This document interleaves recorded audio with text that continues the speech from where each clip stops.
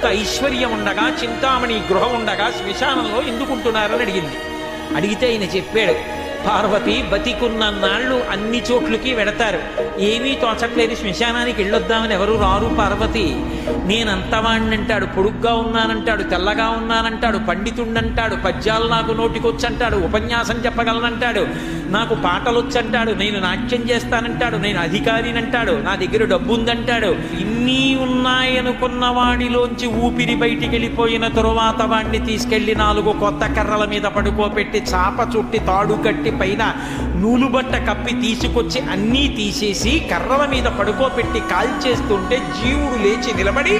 పుర్రె పగిలిపోయిన తరువాత కన్న కొడుకు కూడా స్నానం చేసి వెళ్ళిపోతుంటే చీకటి పడిపోయాక, అయ్య బాబోయ్ చుట్టూ ఉగ్రభూతాలు, నా వాళ్ళన్న వాళ్ళు లేరు, వీళ్ళని నమ్ముకున్నాను, ఒక్కడు లేడని ఏడుస్తుంటే నేనున్నాను రా అని చెప్పడానికి నేను